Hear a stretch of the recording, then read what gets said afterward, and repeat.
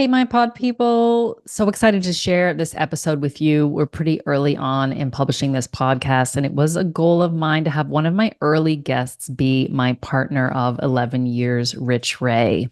So, in this episode, we get into how I knew pretty early on that he was my guy.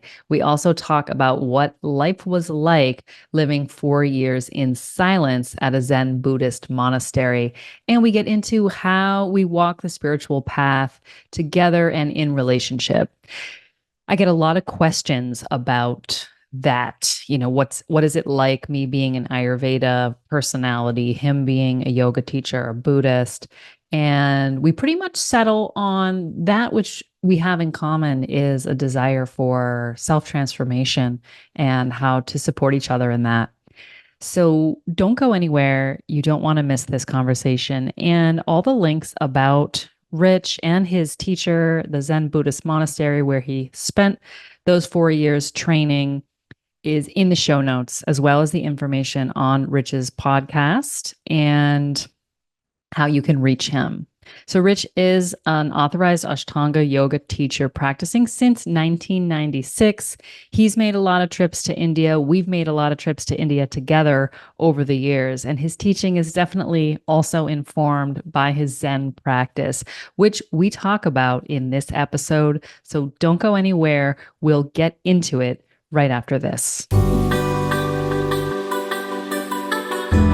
Welcome to Everyday Ayurveda with Kate, a podcast that translates ancient wisdom for modern lives.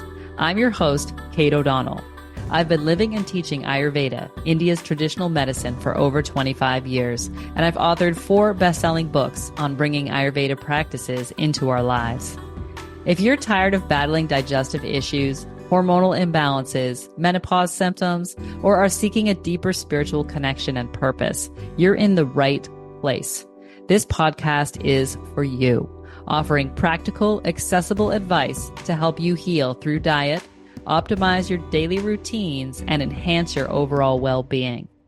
Follow this space for insights on a diet that heals, strategies for better digestion, sleep, hormone health, and direction for finding a deep sense of meaning and purpose. Join me, my pod people, for this empowering journey into self-care and self-discovery. Together, we'll explore how to bring balance and vitality into your everyday life. Let's do this. All right. So in our house together today, my guest on the podcast is my partner of 11 years, Rich Ray. Welcome, Rich. Thanks for having me. So, guys, when I first met Rich, we had already known each other through the yoga sector for a couple of years, but we hadn't really had a conversation. So we were at sort of like a yoga party one time, and it came up in conversation that he had lived in a monastery for 4 years, I think it had been about 10 years prior. And I was suddenly very interested in this person and wanted to date him, which is funny because he would then later tell me that most women would run the other way when he would tell them that. So I think one of the questions that, Rich, you probably get most often is, you lived for 4 years in silence. What was that like? Why did you do that? Oh, man, I guess it was a calling. In some way, there's a lot of ways to go about, why it wasn't something I just decided to do one day. It's something that I slowly stepped into over time. And the place I did it, this little monastery out in California, it's not there anymore. They actually moved to Washington State. They would never let somebody Just come knock on the door and say, I want to stay for 4 years in silence. They'd say, no, that's right. Not a good idea. Right. So you didn't go in there thinking, oh, I'm going to do this for X amount of time. Yeah. There was a good 4 years of just going there and doing like week-long retreats. I would do that, a few times a year. I would go. And so I got to know the teacher. I got to know the practice. And then it became it's one of those things, I'm sure everybody's had that experience, this kind of sickening dread of, oh, like I need to go do this thing. And it Like you was, realize like what this is what I have to do. yeah, I Yeah. realized this is the thing I need to do with my life at this point. And it took me a good year to actually get the courage to make the move because it seemed overwhelming and frightening to just drop everything in my life and just go live at this place. What was it in your life that, how did you know that you needed to do this? I was kind of just fumbling around like post college, mid 20s. I didn't really know what to do next. I had a fun life. I was in a band. I was in Seattle. It was great, but I felt like this was something it was like calling me to do. It just felt like the thing that just like my heart was just pulled to go in this way. And Hmm. so yeah, that's how I knew. It wasn't like it wasn't like a rational thing, so to speak, is like oh, this is Feeling. a feeling, like Hmm. this is it. Yeah. Hmm. I've Yeah. heard you talk about having a lot of anger to process Yeah. that time in your Yep. life. Was that part of Yep. it? Yeah. Yeah. I didn't really think of it so much that way. Like, gosh, I've got a lot of anger issues. The anger that I dealt with and still do to some degree is it manifests more in depression. Oh. Like that's how it kind of it manifests in my experience is a depression. So I think I learned that expressing anger is dangerous. So I had this inner system of, if I'm angry, I have to push it down, but it would squeak out in various ways. But, Mhm. the general way that life unfolded was I felt depressed. So that's definitely what got me started on yoga and meditation in general, was just not feeling satisfied with life. Yeah. Well, I'll So, bet a lot. some people they see therapists, some people do this, some people I just came across these practices, through whatever, and they were the things that just kind of spoke to me. Yeah. Because you were suffering. Yes. Yeah. Yeah. Which I think a lot of our listeners know the feeling, Yep. you know. And I've Yep. heard I've heard you and your teacher say that kind of it has to be really bad before anyone's gonna like move to the monastery. Yeah, she would say that a lot. It's like the last thing. Like if nothing else works, you end up here. Yes.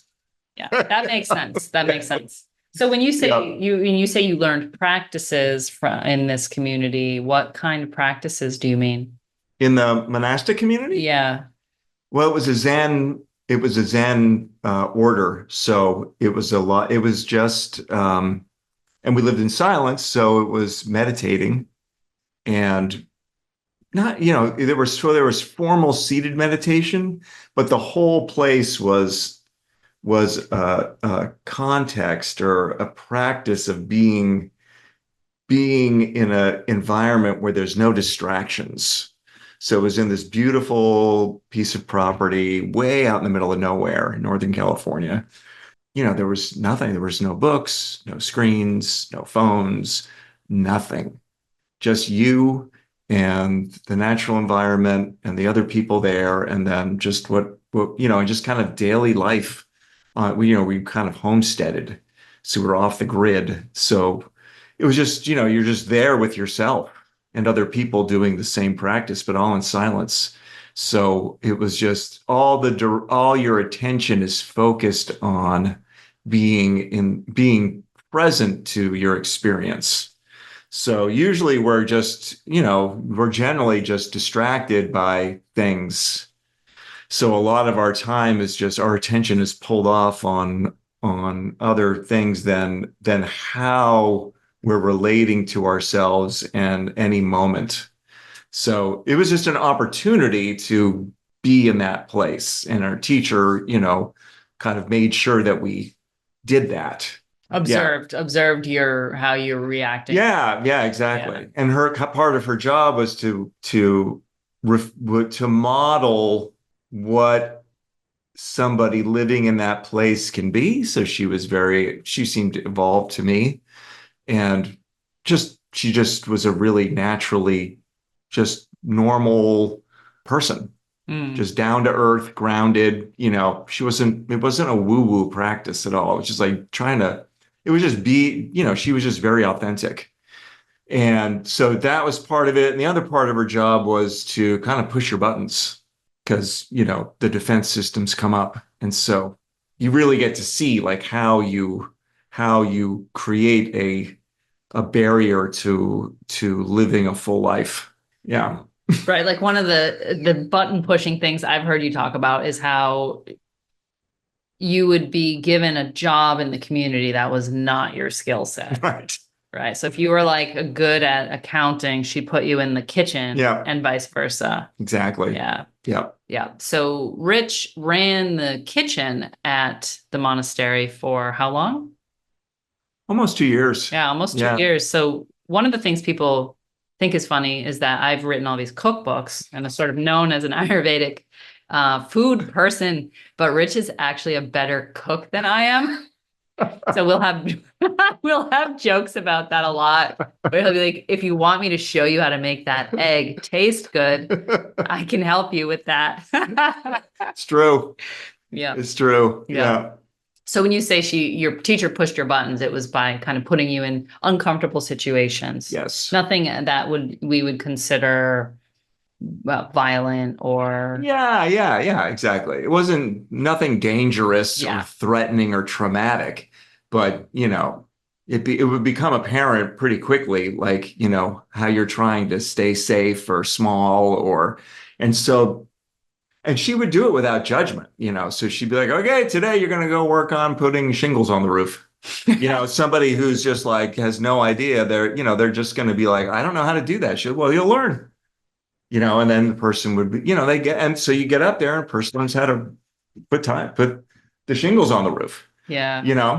and if it's a mess, then it's a mess and we have to go back up and take them down. And, it's just part of it. It's about the process of moving into places of growth like that, as opposed to like making sure the roof is done right. Right, which that's a great point. Yeah. So the thing that you're focusing on is how you move into a situation where you don't know what you're doing. Right. That's a big part of it. Yeah. So I've heard you talk about observing the contents of the mind. Yeah. Which I think is something that our listeners might find to be a pretty hairy thing to do. Right. So you spent 4 years observing the contents of your mind and probably still do that a lot. Yeah. Yeah. Yeah. Mm-hmm. Yeah. So Mm-hmm. what kinds of things did you find in there? It's the content of the mind is your experience, really, right? In the different pieces, so to speak. There's all kinds of ways to kind of parse that out. So in any situation, in any moment, just observing yourself, you can see what are the sensations that are going on in my body. What is my breath like?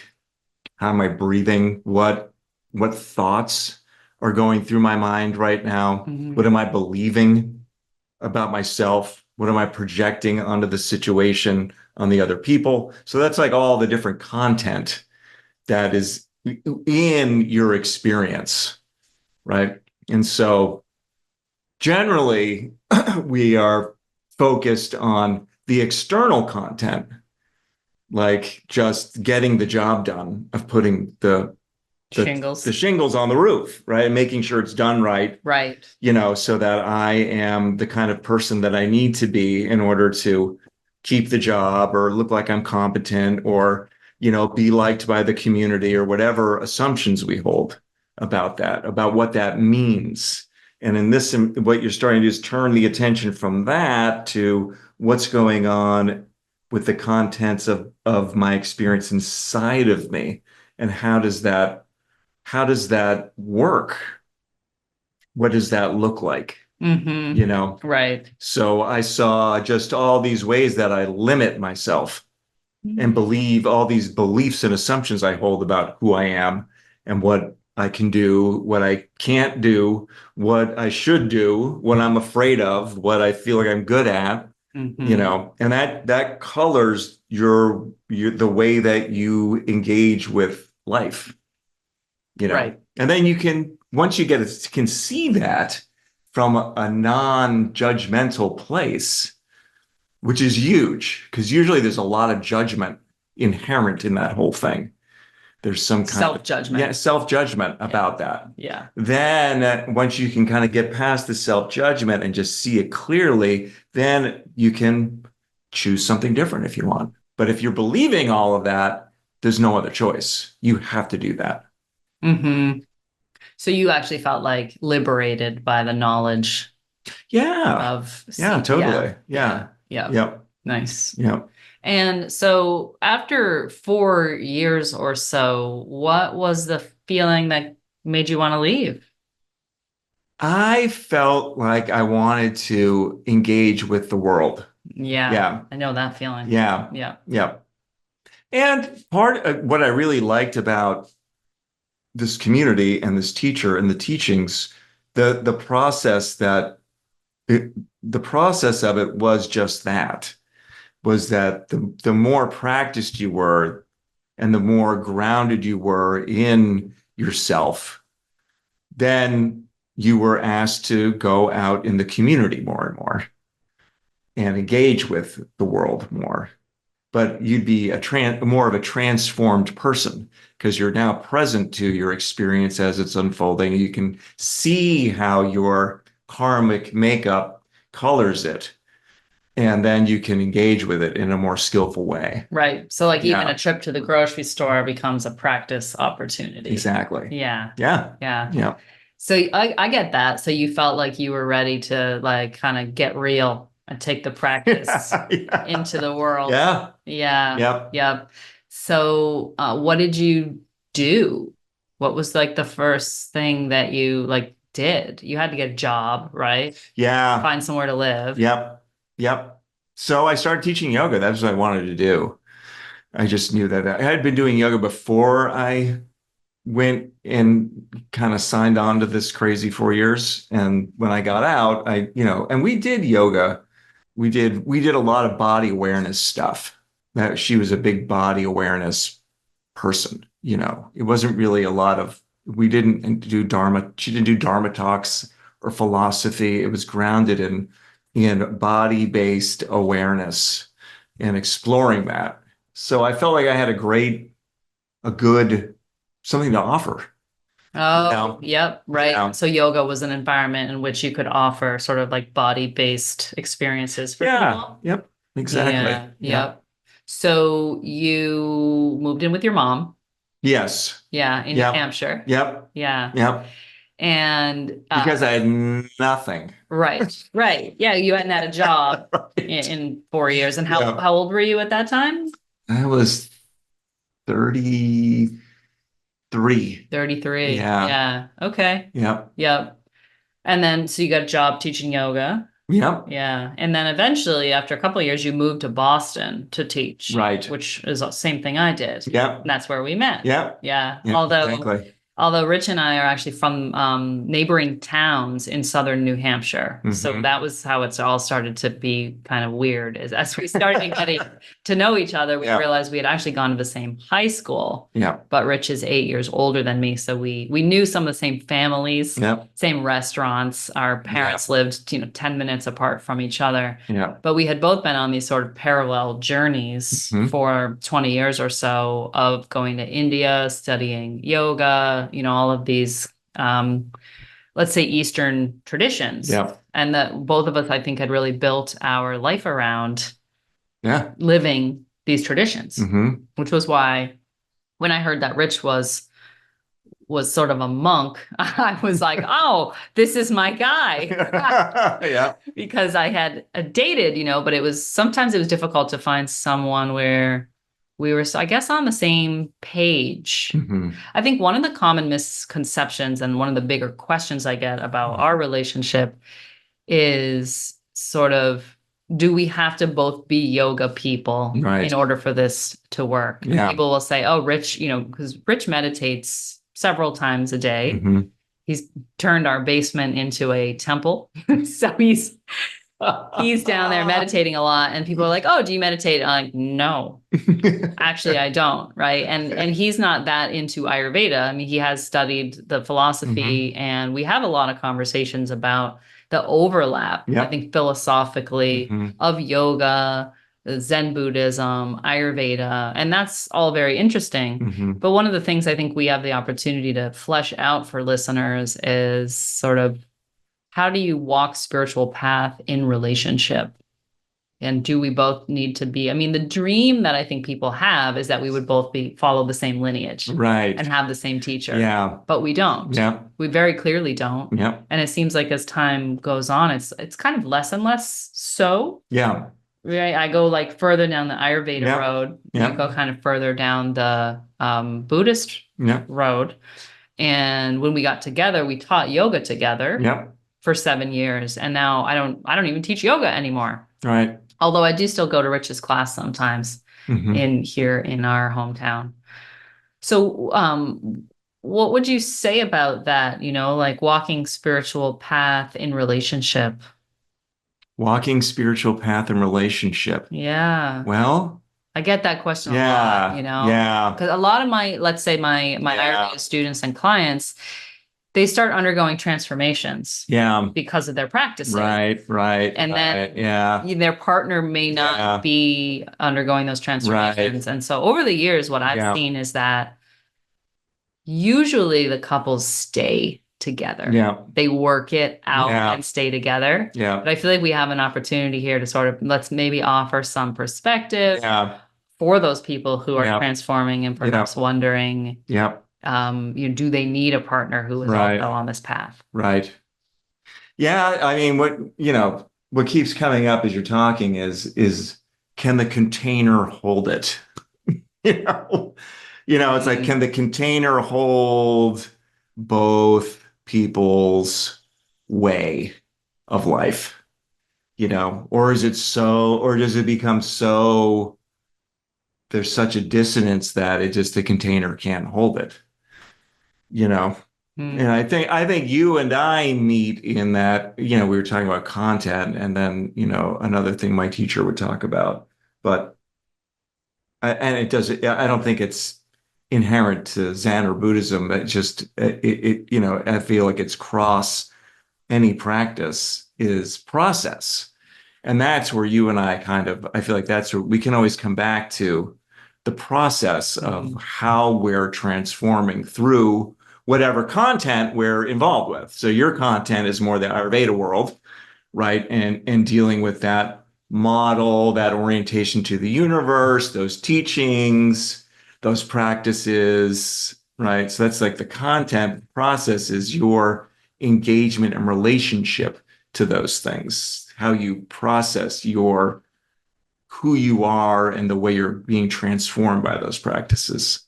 And the same with me. I have this whole Buddhist thing and, various practices, and how am I being transformed and growing through them? And if you can talk from a process place, then the content is kind of it doesn't really matter so much. It's not like as big of a deal, right? The container can hold that. If both people are in process, then process is the thing. We're both in the process of transforming, of growing, of finding happiness, freedom from suffering, exploring karmic patterns.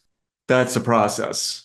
So you can see how someone who's like a Christian and someone who's a whatever, a Buddhist or whatever, like their content is going to be a lot different, so to speak, but really the process is kind of the same. Yeah, right. So the thing that we're having in common is the self-transformation. Yeah. Yeah. And the container holds the possibility for change. Right. For both of us. Yeah. Right. Yeah. I would say that's pretty much it. Yeah. That hits it on the head. Yeah. And so the ways in which people in a partnership are transforming doesn't have to be the same method. Right. But we both share the fire for self-transformation. Right. Right. Which I think is why I'm drawn towards a monk. Right. Right. Right. Yeah. Someone doing like that, where I did that, you either have a fire or you just would never do it. Yes. Yeah. Right. And I've been Yeah. like traveling, Right. India all Yeah. these years and absorbing myself in all these environments where that self-transformation, I think, is the thing that we have in common. Right. Yeah. Yeah. And one of the problematic things I've seen over the years in relationships in the sort of yoga world, Ayurveda world, is when one member of the partnership feels threatened.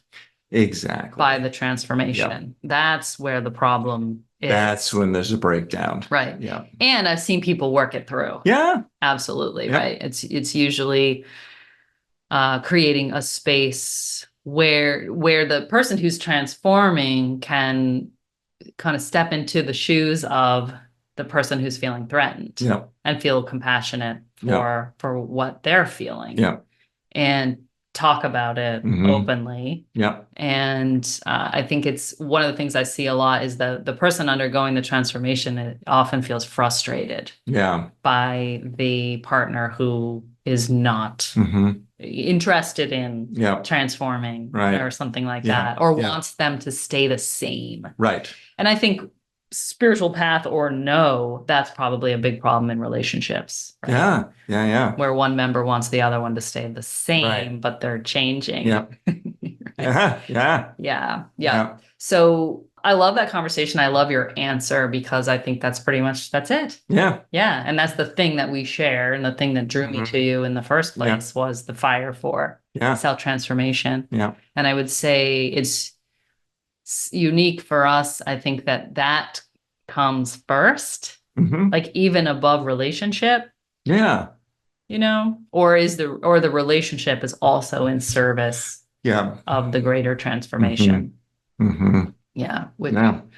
People get into relationships for all sorts of other reasons, let's say. Right. And so for us, I feel like there is a support of transformation and like mutually. Yeah. So you've been teaching yoga for how many years now? At least 20. Yeah. And that's also something we have in common. It's many years of teaching yoga. Yeah. You teach a very physical practice. You're in the Ashtanga yoga room. And how do you find that to be a space for transformation through the body? I think it's a great space for it. I think it's a really great space. I love the method of a quiet room and just having the practitioner learns a certain sequence and then they come in and practice it in every day or as many times as they can per week in a room that's set up for that. It's the same opportunity as being in a silent monastic environment, which is here is a great opportunity to observe the mind, So there's no music blaring. There's nobody up front saying, do this, do that, move your hips this way. Now do this, now do that. Right. That just your attention has to go to that. And so, so once a person learns the sequence and it's kind of like in their body and they can come in and do it, then the opportunity in the room is there to observe their body, breath, mind, thought patterns, karmic patterns, what they believe about themselves, what it all means.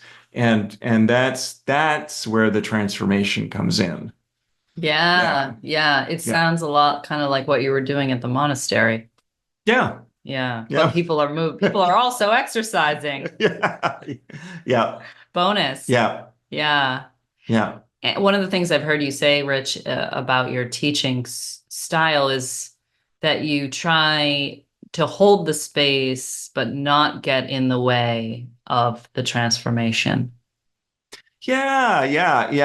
That's a big, for me as the teacher and the holder of the guide or the holder of the space is to allow space for the person to go through what they need to go through without being a big factor in it. So not like injecting what I think they need to do or what I believe, they should be doing, or, it's like to just kind of stay out of their own personal space so they can deal with whatever they need to deal with, Hmm. and go through. And, I mean, there's the practical level of just, the practice proper of the asana and making sure that, they're doing it Safe. safely and, efficiently and, working with their own body patterns so that they can move through the sequence in a more efficient, strong, like integrated way. And then, and that's all in support of them so they can be present to their experience as it unfolds on the mat, and that's where, it's just like everybody in there is in their own space and they're honoring each person on the mat having their own experience.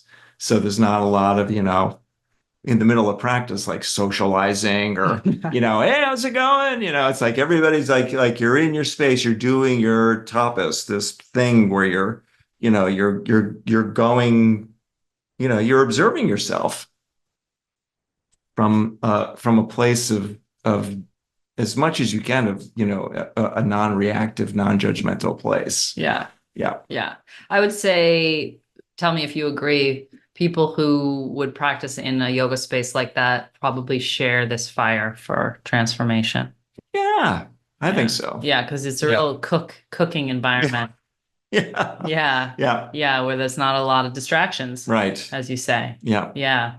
And I think this Yeah. is one of the things we agree on in the movements of yoga today, and Hmm. potentially I don't, maybe in meditation spaces as Hmm. well, that maybe there's a lot of distractions. Yeah. Yeah. So Yeah. here's a question for you. Okay. What what is meditation? What is meditation? Well, I mean, that's a big question. Depends who you talk to. Yeah, I mean, the word can mean a lot of different things, Yeah. you know.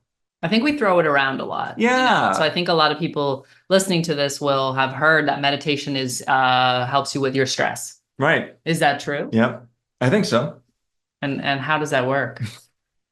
Well, in that way of being a stress reducer, you know, the person engages in becoming present to their experience and getting a handle on how stress manifests, Oh, I right? see. So you're attending to what stress feels like in your body so that you can see it and Recognize it. understand it and Mm, see the factors in your life that trigger it and how you maintain it by engaging in maybe not the best behavioral ways. And so learning, you get a wider perspective and understanding of the whole thing, right? So yeah. that's a lot different than like taking a pill or, like just kind of getting away from it for a little bit.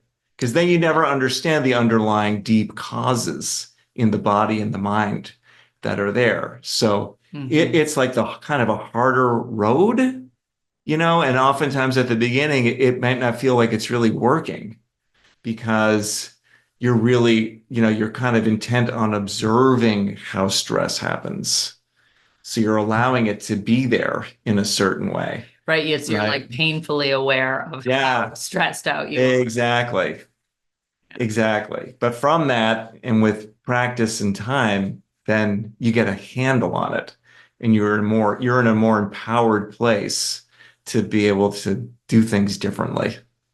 Yeah, Yeah. right. Because So, I think we want to externalize our stress all the time yeah. and say that the reason for our stress is at my Yeah. job or money or Right. kids, Right. right? Yeah. So you're suggesting we get a broader perspective on Yeah. how this whole process works Yeah. inside of us. Right.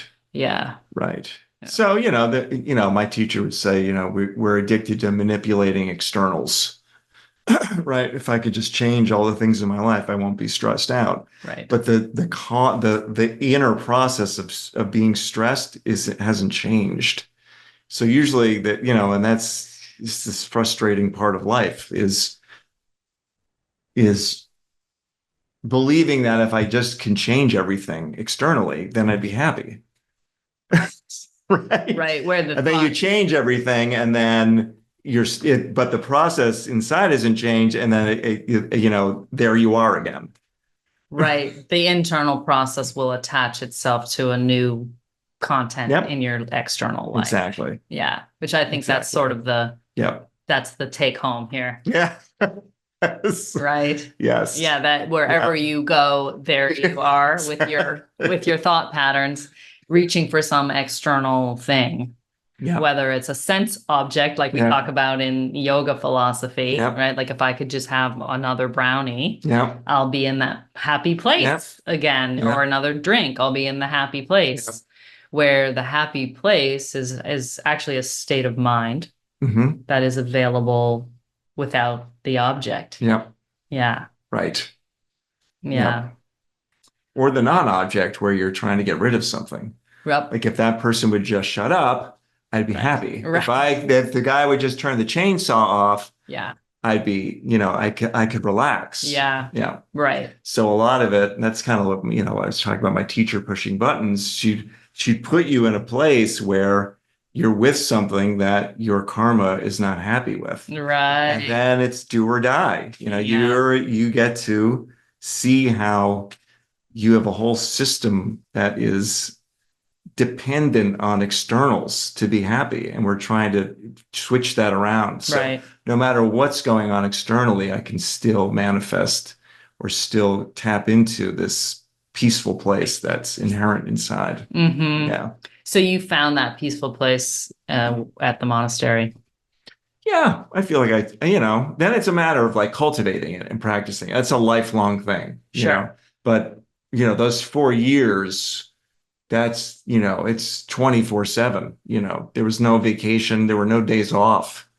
Right. So just like, that's it. That's what you're doing all the whole time, Yes. Yeah. Yeah. And it's funny because I used to think when I was in my 20s that I should go live in a monastery. Mhm. I used to think that Yeah. that would be the pinnacle, the Yeah. thing to do. But I could never get over having to adhere to a schedule all day long. I could Yeah. never do it. I was Yeah. like, no, I Yeah. can't get up when they ring the bell every day and just do what Yeah. I'm told to do all Yeah. day until I Yeah. go to bed. Yeah. That's the most frightening part. It's the hardest part for people because it's a strict schedule. Yeah. And if you're not on board, you're out. You're out. Yeah. Yeah. There must have been times though where you were like, oh my God. There's a lot of times. Yeah. There's a lot of times where, you're just in a place of like, what am I doing here? Get me out of here. I don't want to be here. My teacher I was thinking about the other day, my teacher would call it, hiding out, where your body is there, but you're not really doing the work. You're just in a place of resistance, and everybody would go through that. Yeah. But it's just the conditioned system in resistance, Right. Right. And that's a whole other can of worms.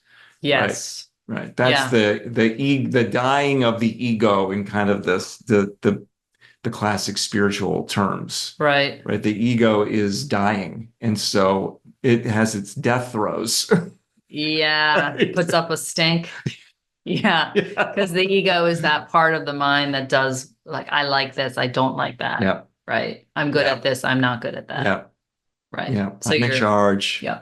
Yeah. Or I'm not in charge. Or I'm not in charge. Yeah. Yeah. Yeah. Yeah. Right. I'm in charge by not being in charge. Whatever it is, it's self-referential. Right. So it's either I'm great or I'm a piece of crap. Right. Like whatever it is, it's self-referencing all the time. Right. Yeah. Yeah. That's the ego's job. It's the ego's job. Yeah. Yeah. Wow. There's so much to know, I think, about this kind of process. Like if someone was listening and they were like, I want Rich to teach me some of that stuff, how would they go about it? How can they get in touch with you or find you? They can come to my website, ashtangaportlandmaine.com. And we'll put that in the show Yep. notes. Great. And check out I put up Instagram reels Yep. You're that on kind of Instagram. touch on stuff. I Yep. do reels where I talk, and I have a bunch of them that I kind of write out different ideas about different topics like Yeah. this. And that's Yeah. at Rich Ray Yoga Yep. on Yep. On Instagram. Instagram at Retro Yoga. Great. Yep. Okay. And we'll put that in the show notes as well. Yep. All our guests, we end with a couple of rapid fire Okay. questions. Shoot. Before we do the rapid fire, though, I want to ask the most commonly asked question that I get from our friends about us is they say, "Do you guys eat dinner together?" What's your answer? Do we eat dinner together? I don't know. We don't really eat dinner. Exactly. I know. That's what I said. It just happened yesterday.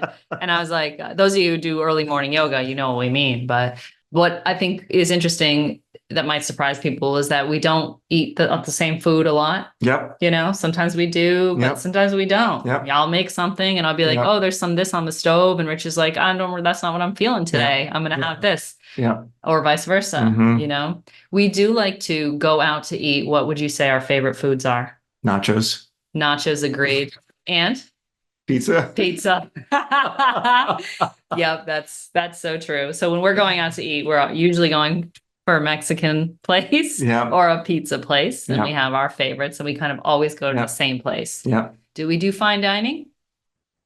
Now and then. Birthdays. Pretty much. Or when friends are in town. Friends are in town. Yep. Yeah. Yep. Yeah.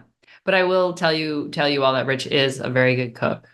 He makes lots of good stuff. And there's he's got the Monastery cookbook. Yeah. It's fantastic. If we can find it, we'll put it in the show notes if it's still available. But the Monastery actually uses my cookbooks now. That's right. Yeah.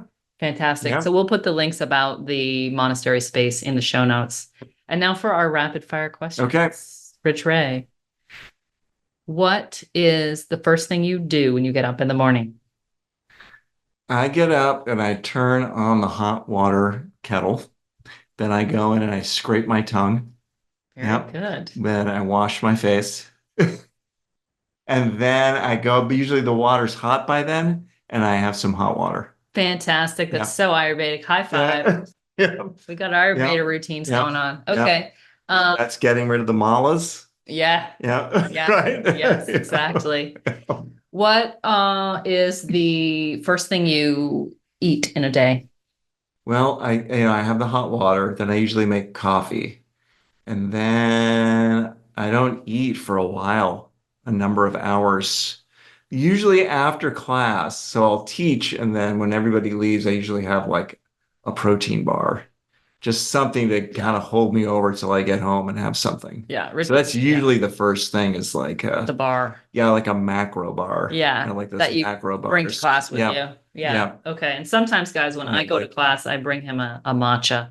Oh, yeah. Or a cup of chai. Yeah. Yeah. That's nice. It's nice. Yeah. And what's your wind down in the evening routine? The wind down in the evening routine is to meditate. Of course. Yes. Go down. And that could be, I go to my temple. I light some incense. And I generally I contemplate like gratitude. Mm-hmm. That's generally the vibe. Mm-hmm. And then I do some, I do some, you call it pranayama. I do some deep breathing to kind of settle down. And then I generally just kind of sit in a Zen traditional form of just sitting and just being. Yeah. So, right. So that's the evening routine. And then I can tell you all listeners that he lies down in the bed and is asleep, dead asleep within like 2 minutes. And I'm still lying there. Oh, thank you so much, Rich, for doing this with us today. Thank you for having me. Good to get to know you on here. Yeah, thank you. Thanks for listening, guys. We will see you in 2 weeks.